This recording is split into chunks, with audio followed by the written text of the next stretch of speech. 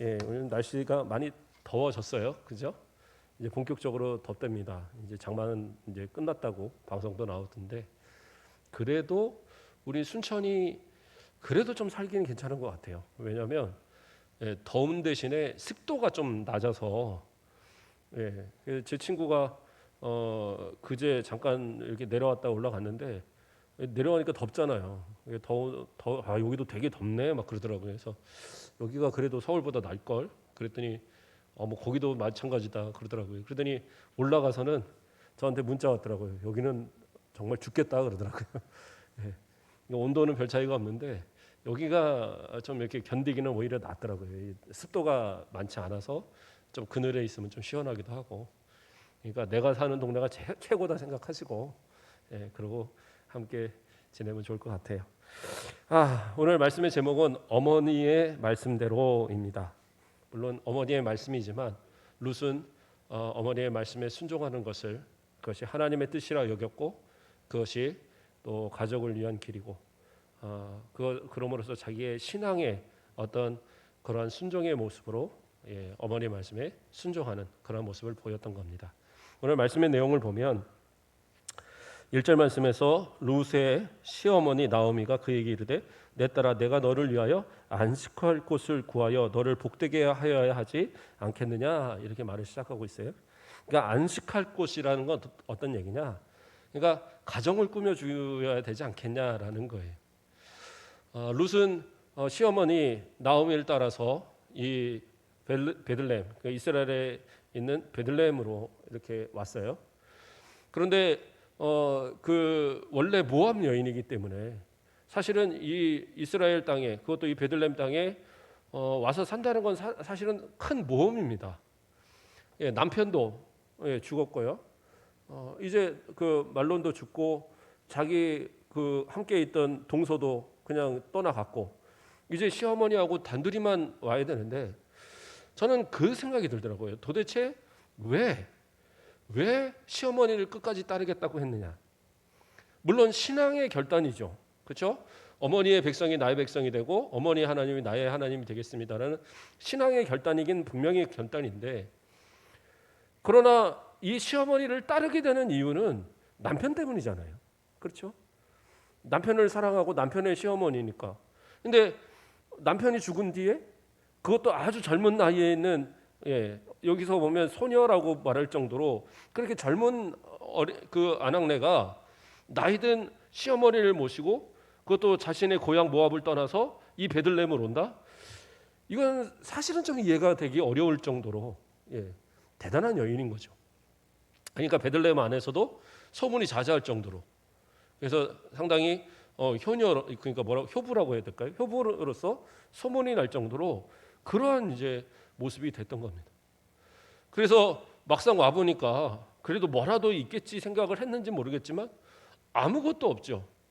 가난해도 정말 찢어지게 가난하다고 하는 게 바로 이런 모습일 것 같아요. 먹을 것도 하나도 없고 아무것도 없어서 그 며느리가 그 아리따운 소녀와 같은 그 어린 며느리가 가서 바구니 하나 들고 가서 그 이삭 주워다가 그걸로 밥 먹겠다고. 보아스를 안 만났다면 정말 비참한 삶을 살았을 것 같아요. 그러나 하나님께서 우연히 그렇죠? 여기서 이제 우연이라는 단어가 나왔잖아요. 이제 물론 성경에서 우연이라는 단어가 써 있지만 그렇다고 우연이 아니에요. 우리도 그냥 항상 뭔 일이 일어나면 우연히 그랬다. 그렇게 생각하시면 안 돼요. 하나님의 예정과 하나님의 섭리 가운데 있는 거예요. 그렇죠? 오늘 우리 권사님 기도하시면서 천지 만물을 만드신 하나님 그리고 이렇게 다스리시는 하나님 얘기하시는데 맞아요. 천지 만물을 만드시고 다스리시는 그 하나님이 우리의 모든 인생의 모든 생사화복을 주관하시고 그 모든 삶을 예정하시는 거예요. 그러니까 사실은 예정하신 가운데 이루어지는 건데 우리 입장에서 볼 때 이것이 우연인 거죠. 우리 입장에 볼 때 이것이 우연이지. 어쨌든 그렇게 해서 만약에 보아스를 만나지 않았다면 정말 비참한 삶을 살았을 거예요. 보아스가 말로도 그렇게 하겠잖아요. 내가 소녀들한테 얘기했다. 너 함부로 건들지 못하게 했으니까 너 쫓아다니면서 나락을 주스라고 그렇게 얘기를 하잖아요. 그러니까 일반적으로 그렇게 젊은 과부가 그것도 이게 홀로 이 다른 그 집에 있는 밭을 쫓아다니면서 그 이삭을 줍고 있을 때 일하는 젊은 그런 남자들이 가만히 있겠냔 말이에요. 예, 희롱하고 막 그러지 않겠어요? 아줌마 일로 잠깐 와봐요. 뭐 이러고 아줌마 이쁘게 생겼네. 막 이러고 장난치고 그럴 거란 말이에요. 그러면 말도 잘 안 통할 그런 모함 여인이 거기서 얼마나 그 마음이 그러겠어요. 우리나라도 보면 이미 저 동남아나 이런 데서 오시는 그런 이제 분들이 참 많잖아요. 예, 시집 와서 있는 분도 있고 일하러 온 분도 있고 그런 분들한테 좀 잘해야 될 것 같아요. 보면 어떤 분들을 보면 요즘엔 그래도 많이 좋아졌는데 뭐 돈도 안 주고 또 뺏고 다쳐도 치료도 안 해주고 쫓아버리고 뭐 이런 일들이 막 뉴스 나오는 거 보면 정말 우리나라가 언제부터 그렇게 잘 살았다고 저희 나라도 외국으로 다 돈 벌러 나가고 사우디 뭐 이런 데 가서 돈 벌러 나가고 그러면서 돈 벌어 오고 그랬던 때가 있었잖아요. 베트남 전쟁 우리나라 전쟁도 아닌데 전쟁한다고 가서 싸우고 오고 거기서 죽는 사람도 있고 다치는 사람도 있고 다 그러고 살았는데 우리 그런 어떤 힘든 그런 나라들에서 이렇게 일하러 온 분들한테도 잘 대해 주셔야 될 것 같아요. 그래서 그런 어떤 선대하는 것 그것도 그리스도인들의 올바른 신앙의 모습인 것 같습니다. 보아스는 그런 신앙 있는 모습이었어요. 여호와를 섬기는 그런 신앙이 정말 투철한 모습이었고 그럼으로써 하나님의 품으로 온 정말 자신의 그 고향 그 우상들을 다 버리고 하나님의 품으로 온 그 모함 여인을 선대하는 것이 그것이 맞다라고 그는 생각을 했던 거. 자, 어쨌든 우연히 그 밭에 이 룻이 갔고 또 보아스도 마침 그곳에 왔어요. 그렇죠? 우리가 지난주에 살펴보고 갔지만 우연과 마침이 만나서 그들이 그곳에서 처음 만남을 가졌고 그리고 그 이후로 보아스가 다른 밭에 가지 말고 항상 여기서 있게 해라. 그러면서 이곳에서 계속 얼굴을 서로 마주쳤던 거죠. 마찬가지로 나오미도 이장 후반부에서 뭐라고 얘기합니까? 다른 밭에 가지 말고 항상 보아스의 그 하녀들의 그 여인 그 여자들과 항상 같이 있어서 그래서 그곳에서만 이삭을 이렇게 주서라 그런 얘기를 합니다. 그래서 나오미의 생각에서도 여러 밭을 돌아다니면서 아무나 만나고 아무나 이렇게 눈에 들어오는 것이 아니라 그곳에서 이 보아스가 기업 물을 자이기 때문에 그 사람을 잘 유심히 살피도록 그렇게 어떤 계획을 가지고 배려했던 그런 모습이었던 것 같습니다. 뭐 이것이 인력으로 뭐 서로 만나게 해야지 그래서 만나는 건 아니지만 그러나 이 보아스가 그렇게 선대하는 모습을 볼 때 저 사람이 기업 물을 자 중에 하나니까 우리의 기업을 물어 달라고 그렇게 부탁해도 되겠다 이런 마음을 가진 거예요. 자, 그래서 어쨌든 그 모든 추수가 끝날 때까지 다 기다리면서 그 보아스의 됨됨이를 다 살폈고 이제 추수한 모든 것을 이제 탈곡하는 시기가 됐던 겁니다.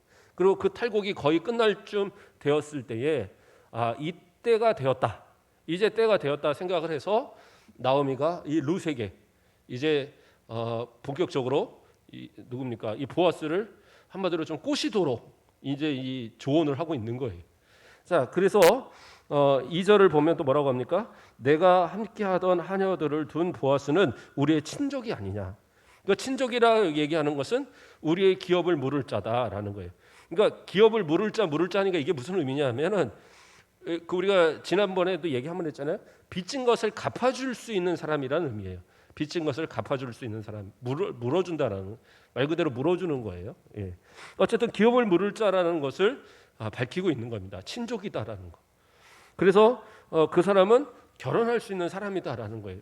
그리고 그가 그러한 의무를 다해야 될 사람 중에 하나다. 근데 그 사람이 오늘 어떻게 해요? 오늘 밤에 타작마당에서 보리를 까불리리라. 그러니까 보리를 까불린다는 게 뭡니까? 이 당시에는 이제 우리처럼 뭐 탈곡기가 있는 것도 아니니까 어떻게 했습니까? 옛날 하던 방식대로 벤 이 곡식단들을 바닥에 쫙 깔아놓고 도리깨 같은 걸로 막 때리는 거예요. 막 때려서 우리 그 들깨 뭐 이런 거 이렇게 내리듯이 참깨 이런 거 때리듯이 막 때려갖고 곡식이 나락이 밑으로 떨어지면 그것을 모아다가 이제 이 바람에 날리면서 쭉정이와 알곡을 분리시키는 것 이것을 이제 까불린다라고 얘기를 하는 거예요.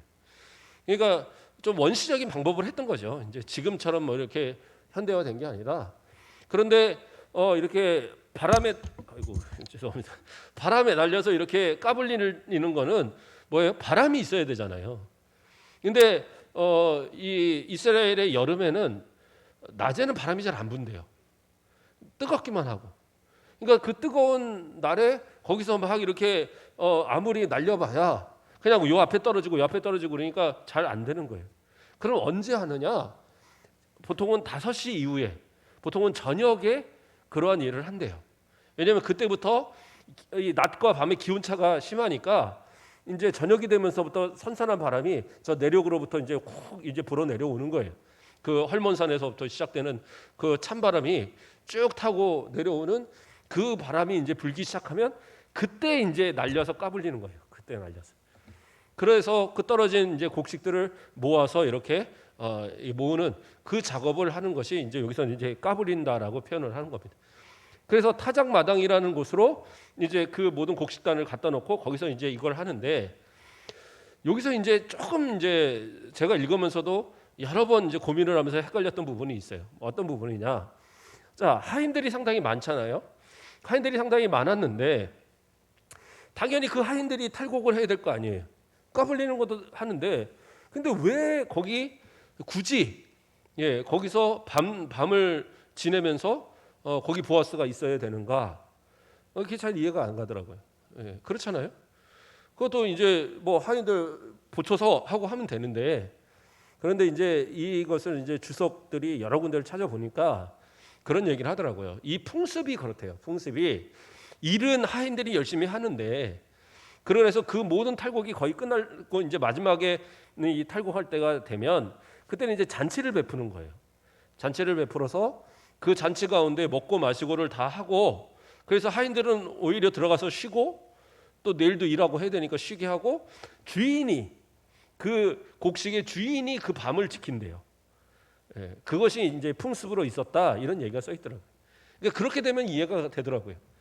그러니까 부자가 왜 괜히 거기서 종 시키면 되지 자기가 그러고 있느냐? 그게 아니라 그것을 지켜야 될 의무가 있었던 거죠. 그래서 그 먹고 마시고 하는 그 동안에 그런 일들이 있다라는 것을 나오미가 알고 있는 거죠. 이것은 그냥 그 당시에 그대로 서로가 다 하던 거니까, 이 탈곡의 마지막 때에 분명히 그 보아스가 거기 지키고 있을 것이고, 그 전에 먹고 마시면서 같이 저녁을 먹으면서 잔치를 할 것이다. 그럼 어떻게 되겠어요? 다들 뭐 술 한 잔씩 하고 이제 막 그런 이제 때였다는 거죠. 그래갖고 다들 정신 없을 때에 보아스도 이제 그렇게 하고 잠자리를 마련하고, 그래서 여기에서 이 잠자리가 무슨 어떤 뭐 집에 들어가서 집에서 이렇게 뭐 이불자리를 펴놓고 자고 이런 게 아니라, 오히려 하인들은 이제 그 처소로 가고, 그리고 그 주인은 이 쌓아놓은 단들 옆에다가 한쪽 귀퉁이에서 이제 지켜야 되니까 거기서 그러고 이제 이불 하나 이렇게 옆에다 깔아놓고 잔다고 하더라고요. 이제 그런 형태였던 거예요. 그러니까 이제 그때까지 이 룻은 이제 기다리게 한 거죠. 이 내용에서 나오는 대로 뭐예요? 3절을 보면 그런즉 너는 목욕하고 기름을 바르고 의복을 입고 타작마당에 내려가서 그 사람이 먹고 마시기를 다 하기까지는 그에게 보이지 말며. 그러니까 이쁘게 치장을 해놓고 보이지 말라는 거예요. 그냥 미리 보면은 그냥 신비감도 떨어지고, 그렇죠? 이쁘게 꾸미고 나면 어떻게 해요? 딱 그 보일 시기에 딱 가서 보여야 되겠죠.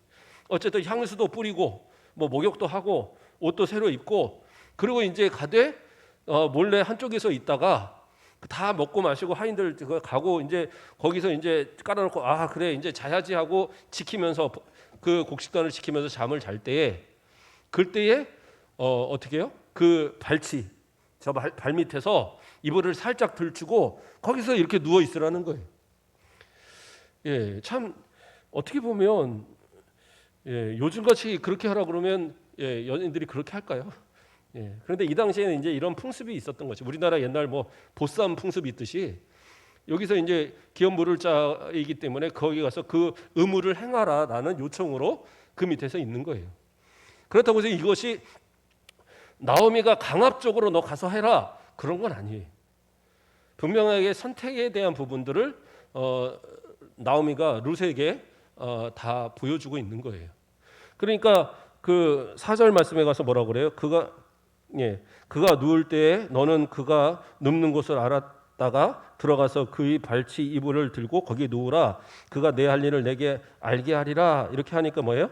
룻이 시어머니에게 이르되 어머니의 말씀대로 내가 행하리이다.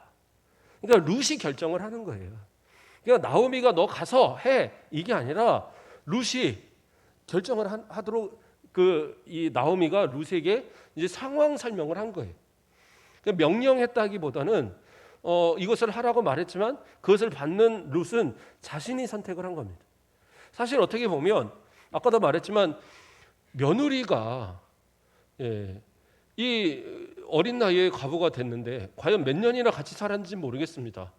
그런데 이제 갓 결혼하고 어떻게 보면 세대기에서 과부가 된 이 여인이 시어머니를 모시고 이곳에 왔고 어떻게 보면 시어머니를 따라왔다라는 것이 시어머니에 대한 의리도 있지만 한편으로는 죽은 남편에 대한 의리잖아요.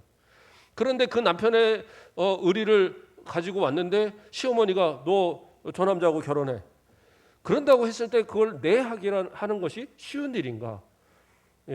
이번 기회에 팔자 한번 고쳐보죠. 뭐 이러면 그런 마음을 가졌다면 좋겠지만 이 룻의 성품상 그러지는 않았을 것 같아요.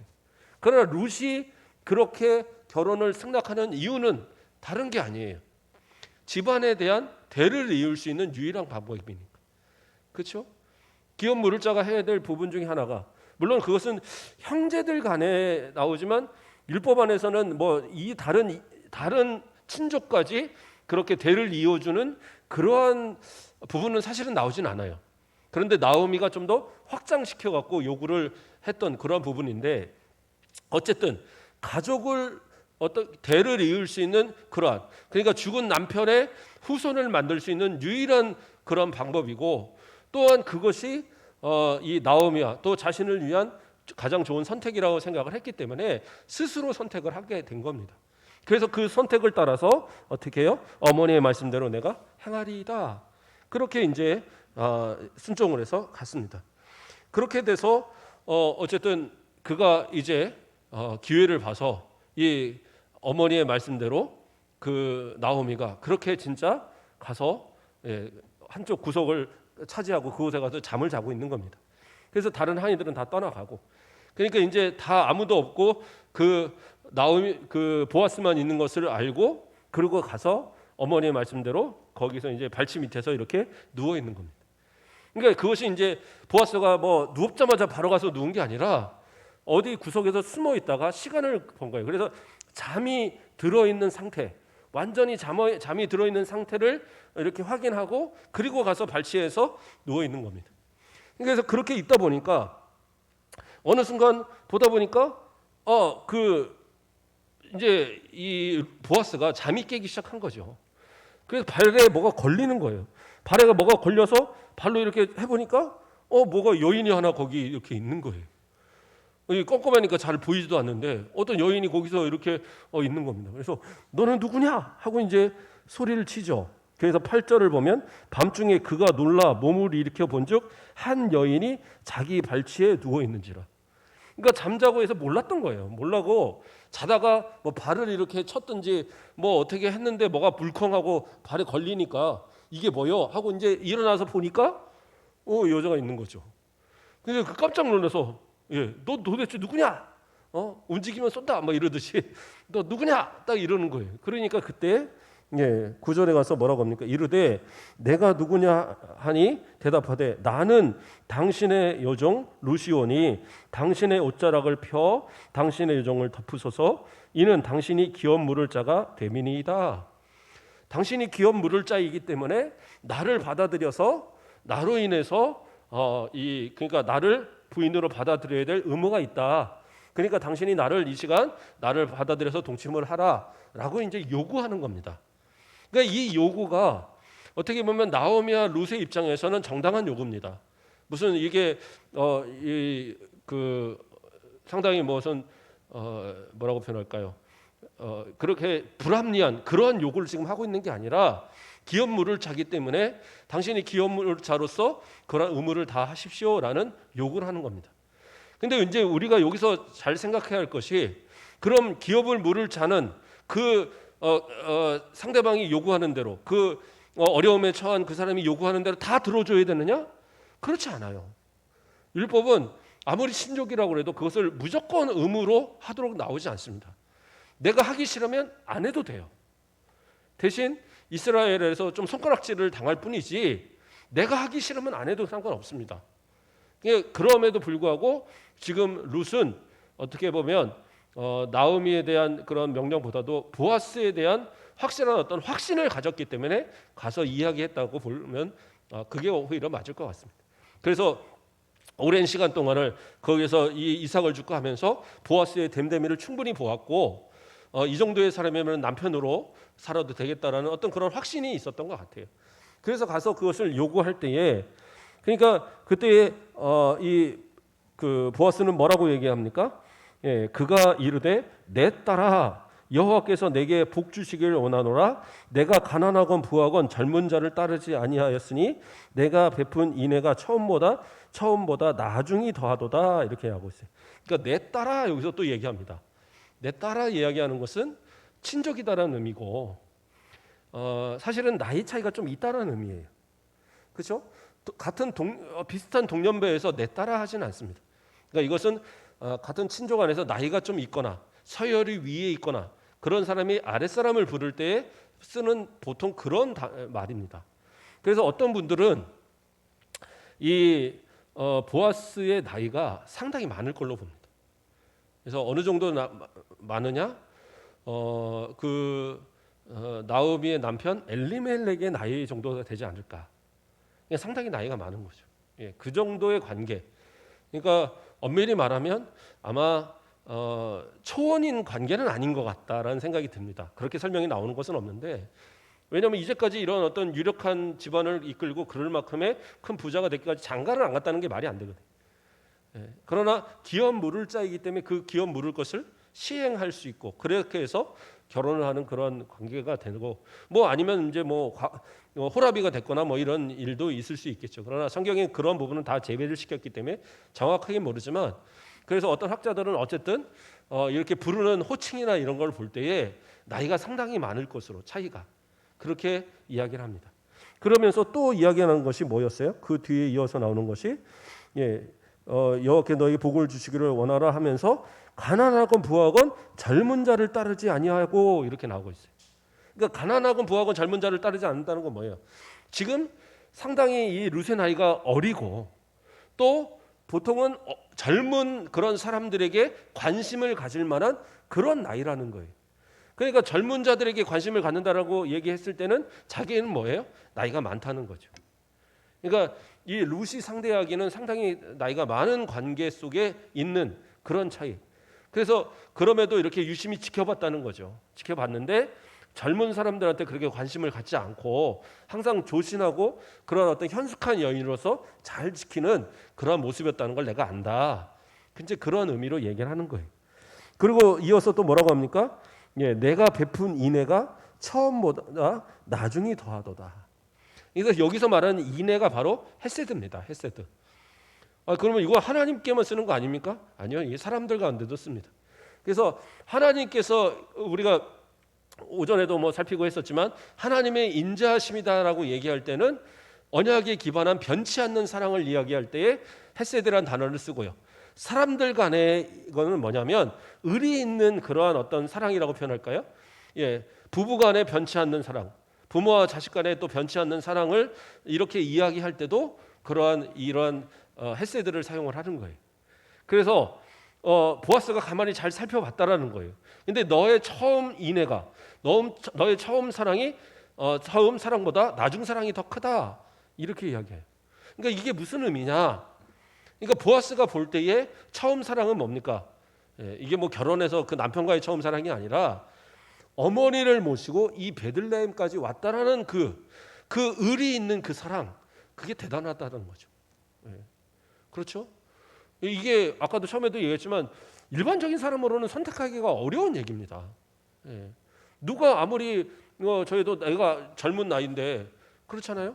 젊은 나이인데 여기서 만약에 결혼을 살았어요. 그랬는데 내가 한 20대 초반인데 남편 죽고 뭐 시아버지 죽고 다 해서 시어머니하고 둘이 있는데 시어머니 저쪽에 저 경상도 저쪽 우리 부산으로 간다는데 나 거기 간다. 거기 가봐야 집도 없고 절도 없고 아무것도 없는데 나 거기서 그냥 뭐 이렇게 거렁뱅이처럼 살 텐데 너는 네 갈 길 가.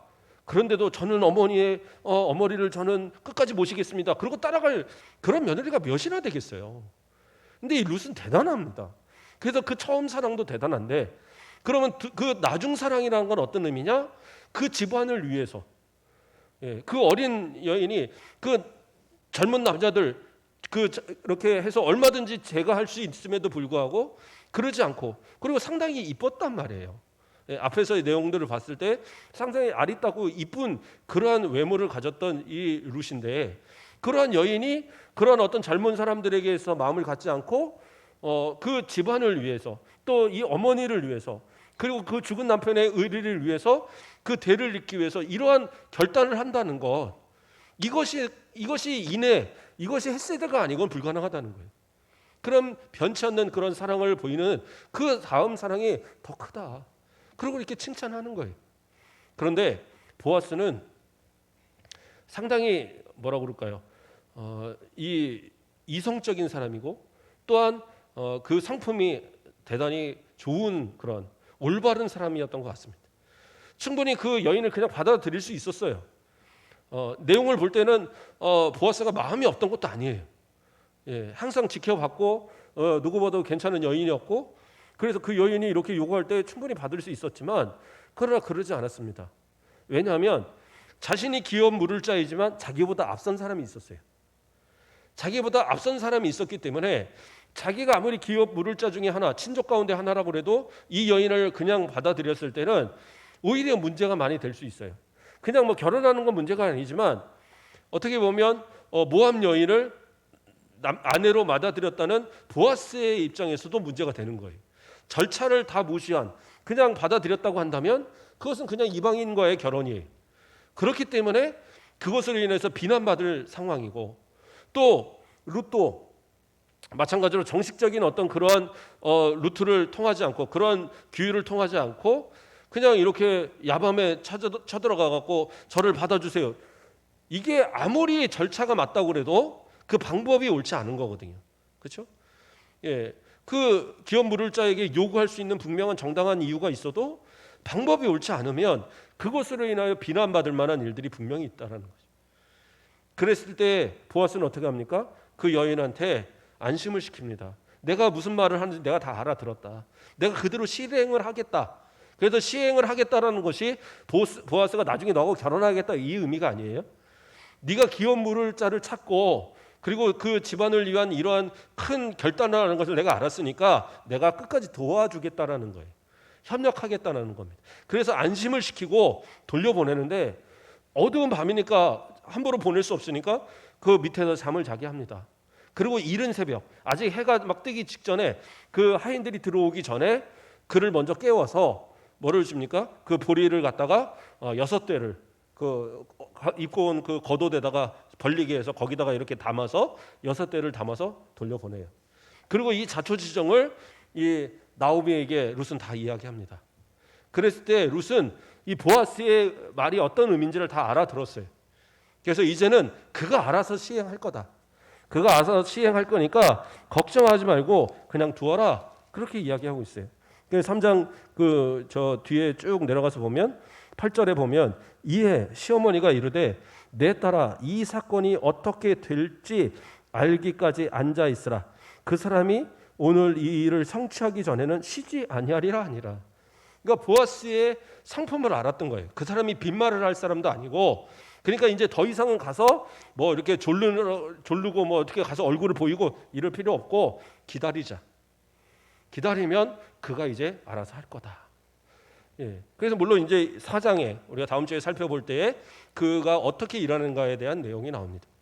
자, 오늘 말씀을 통해서 우리가 살펴볼 부분은 이 룻은 어머니의 말씀을 따르는 것이 물론 우리가 보통 부모의 말씀에 뭐 시어머니의 말씀에 순종하자 이런 의미 속에서 얘기하는 게 아니에요. 어머니의 말씀을 따르는 이것이 이 룻의 입장에서는 신앙의 어떠한 그러한 것에 순종의 모습을 보였던 거예요. 왜냐하면 어머니를 따를 때 그가 고백한 것이 뭐였어요? 아까 말한 것처럼 어머니의 백성이 나의 백성이고 어머니 하나님이 나의 하나님이란 고백이었어요. 그렇기 때문에 어머니가 그 가족에 하나님께서 정하신 그 기업을 대를 이어서 그것을 이끌어가는 것이 하나님의 명령이고, 그 명령에 따라 그 대를 잇기 위한 그러한 방법을 제시했을 때 이 룻은 그것이 하나님의 뜻이다라고 그는 받아들였던 거예요. 그렇기 때문에 젊은 여인으로서 받아들이기 어려운 제안을 그것을 받아들이고, 그리고 또 그것을 실행에 옮기는 그러한 모습들. 그러나 룻이나 이 보아스도 마찬가지겠지만 어떤 강압적으로 인해서 그 선택을 다 무시하고 그냥 시킨 건 아니에요. 자유의지에 따라서 본인들이 선택을 한 겁니다. 뭐예요? 이 룻도 그 어머니의 제안을 받고 그것을 본인이 선택해서 그것을 행했습니다. 뿐만 아니라 보아스도 그 여인을 지금 이렇게 만났을 때도 본인이 선택을 하는 거죠. 지금 여기서 바로 자신의 여인을 삼을 수도 있지만 그렇지 아니하고 한 발짝 뒤로 물러서 절차를 지키는 거예요. 보아스가 전혀 마음이 없던 사람이 아니에요. 다 지켜봤잖아요. 젊은 사람들한테 마음 안 주는 것도 내가 다 봤다. 너 현숙한 여인인 것도 내가 안다. 이거 다 소문나서 알고 있다. 너 처음 사랑이 나중 사랑 처음 사랑도 크지만 나중 사랑은 더 크다. 뭐 이렇게 막 칭찬하는 것을 볼 때 이미 다 살펴봤고 마음도 있었어요. 그러나 마음이 있다고 그래서 그것을 함부로 행하는 것이 옳은 거냐? 아니다라는 거죠. 절차를 다 지키고 법에 따라 율법에 따라 그 모든 것을 지키기까지 절제하는 모습도 상당히 가졌던 그런 보아스의 모습이에요. 이것도 신앙의 모습인 거예요. 그래서 그러한 신앙의 결단의 모습을 통해서 보아스의 선택, 또 이 룻의 선택, 그래서 결국엔 그 둘의 모습이 복된 가정을 꾸미게 되는데, 우리는 이러한 선택이 내가 했다라고 생각하기 쉬워요. 그러나 내가 한 것이 아니다라는 걸 성경은 이야기하고 있는 거예요. 우연과 마침이 만나서 그것에서 서로가 시작된 그 사랑이 결국엔 결실을 맺게 하는 그 모든 과정이 누가? 하나님께서 계획하시고 예정하신 가운데 이루어진 거예요. 그러니까 우리는 하나님의 예정을 이야기할 때에 나의 노력이나 나의 수고를 다 배제한 너 가서 이거 해, 너 가서 이거 해, 그렇게 해서 합쳐서 결론을 맺는 것으로 생각을 해요. 그러나 성경은 어디도 그렇게 나오지 않아요. 분명히 하나님은 예정하시는 하나님이지만 어떻게 해요? 우리의 선택을 항상 하나님은 존중하십니다. 그래서 그 선택이라는 그 개념 속에, 그러면 내가 안 하는 것도 내 의지고 하는 것도 내 의지잖아요. 그러나 하나님의 그 모든 예정 가운데 우리의 선택함까지 다 들어있는 거예요. 전에 한번 그 다윗에 대한 이야기를 할 때도 한번 이야기를 했었지만, 우리가 어떤 선택을 할 때 잘못된 선택을 할 수도 있잖아요. 그때 하나님께서 비상적인 방법을 통하여서 올바른 길을 가도록 인도하시는 것은 있어요. 그러나 그 모든 걸 이끌어가서 결국에는 하나님 앞에 구원받고 하나님 앞에 그 믿음으로 살게 하는 그 모든 과정들을 누가 인도하시냐? 성령이 인도하시고 하나님의 계획 가운데 이끌어 주시는데, 그러나 우리의 입장에서 볼 때는 언제나 내가 선택하는 것처럼 이루어지는 거예요. 그러니까 그것이 세상의 운명과 다른 겁니다. 그러니까 룻도 나오미도 보아스도 자신들이 선택하는 것 같지만 결국에는 하나님께서 인류 구원의 큰 계획과 예수 그리스도를 탄생케 하시기까지의 모든 그 족보에 들어있는 그 모든 관계 속에 이 모든 것을 하나님께서 이루시기 위한 하나님의 계획, 더 큰 계획이 있었죠. 그런데 그 모든 계획이 어떻게 해요? 이 작은 선택들 가운데 이루어지고 있었다라는 거예요. 우리도 오늘 하루 또 이렇게 마무리하고 또 일주일을 살아가실 텐데, 내가 어떤 것을 선택하고 어떤 것을 하나님 앞에 기도하고 하는 그러한 상황에서도 그저 내가 마음대로 하게 해서 내가 마음대로 무엇을 하고 있다라고 생각하기 전에 하나님께 먼저 기도하고, 나의 선택이 올바른 선택인지, 나의 선택이 하나님의 뜻에 합당한 선택인지 그것을 위해서 기도하고, 그리고 또 이것을 이루시는 하나님의 뜻 안에서 내가 혹시라도 잘못된 선택을 할 때 나를 바른 길로 인도해달라는 그런 기도로서 그러한 어떤 믿음을 가지고 나아갈 때 하나님께서 그 예정하신 가운데 가장 선한 길로 이끌어 주시는 거예요. 그러한 복된 우리 모든 성도들의 삶, 하나님께서 인도하시고 예정하신 복을 누리는 복된 성도들 되시길 주님의 이름으로 축복합니다. 기도하겠습니다. 사랑의 하나님, 감사를 드립니다. 보아스와 또 이 룻의 만남, 하나님께서 예정하신 가운데 그들의 만남이 복되게 하시기 위하여서 그들의 선택이 결코 헛되지 않도록 하나님 모든 관계와 모든 선택에 하나님의 은혜로 지켜주셨음을 바라봅니다. 롯의 마음을 지켜주셨고, 보아스의 마음을 지켜주셨고, 룻의 마음을 지키신 그 하나님께서 우리의 마음도 지켜주셔서 하나님이 원하시는 가장 좋은 선택들을 행하며 순종하며 처음 신앙보다 나중 신앙이 더 커지는 날마다의 삶을 살아가는 우리 모든 복된 성도들 되도록 인도하여 주시옵소서. 기도하고 소원하는 모든 것에 좋은 것으로 채워주시고 형통의 길로 인도하시는 복된 삶을 누릴 수 있도록 인도하여 주시옵소서. 감사합니다. 예수 그리스도의 이름으로 기도드립니다. 아멘.